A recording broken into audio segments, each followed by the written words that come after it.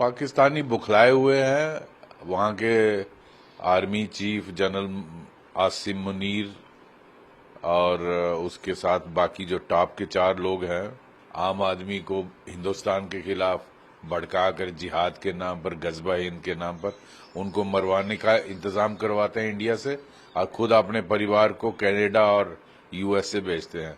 और इस तरह का गर्दन का मुझे लगता है वहां की सरकार को इसका संज्ञान लेना चाहिए और इसके खिलाफ केस रजिस्टर करना चाहिए और इस को अरेस्ट करना चाहिए और वहां से पर्सोना नॉन ग्राटा करके निकाल देना चाहिए। आपको पानी की बूंद नहीं मिलेगी। आप पहले भीख मांग रहे थे, अब आप पानी की भी भीख मांगे। इन सब के खिलाफ कार्रवाई होगी।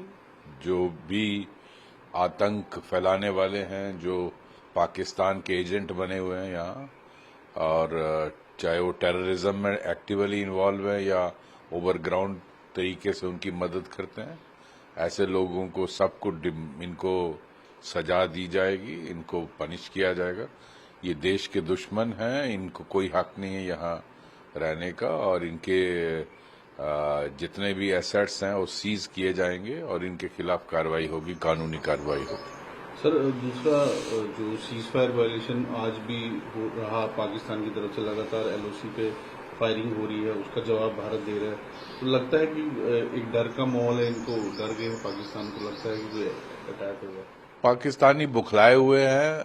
वहां के army chief general Asim Munir और उसके साथ बाकी जो टॉप के 4 लोग हैं, एक मीडिया रिपोर्ट कर रहा था, उन्होंने फैमिली अपनी बाहर भेज दी। तो ये दिखाता है कि ये अशराफ लोग जो पाकिस्तान में आम आदमी को हिंदुस्तान के खिलाफ भड़काकर जिहाद के नाम पर, गजबा हिंद के नाम पर उनको मरवाने का इंतजाम करवाते हैं इंडिया से, और खुद अपने परिवार को कनाडा और यूएसए भेजते हैं। मैं समझता हूं आम पाकिस्तानी को इनके खिलाफ असल जिहाद इनके खिलाफ उठना है। ये जो पाकिस्तानी जनरल्स हैं, ये अय्याशियों की जिंदगी चलाते हैं और इस तरह का इसी का ये है कि जो बुखलाहट इनकी चल रही है,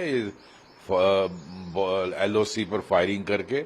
आज सीज फायर तो वहां रहा नहीं, अब तो सीज फायर वायलेशन क्या होगा। सीज फायर जो था वो एग्रीमेंट खत्म कर दिया गया है। अब इसका मुंह तोड़ जवाब भारत दे रहा है। तो सर, जिस तरह से एक जो जनरल कर्नल है, लंदन में एक प्रोटेस्ट हो रहा था, तो उन्होंने एक पोस्टर वहां से दिखाया, कर्नल मुनीर है, उन्होंने पोस्टर दिखाया कि गर्दन काट देंगे। तो किस तरह से ये पाकिस्तान का देख रहे हैं उनके जो लंदन में एम्बेसडर्स है, अटैची, डिफेंस अटैची है, किस तरह देखते हैं? ये सब मदरसा छाप, वहां का फौजी पाकिस्तान का, वहां का डॉक्टर, वहां का आम आदमी, ये जो मदरसा छाप है, होगा एम्बेसी में यूके में पोस्टेड, लेकिन है मदरसा छाप। मुझे नहीं लगता कुरान पढ़ा है। और इस तरह का गर्दन का मुझे लगता है वहां की सरकार को इसका संज्ञान लेना चाहिए और इसके खिलाफ केस रजिस्टर करना चाहिए और इस को अरेस्ट करना चाहिए और वहां से पर्सोना नॉन ग्राटा करके निकाल देना चाहिए।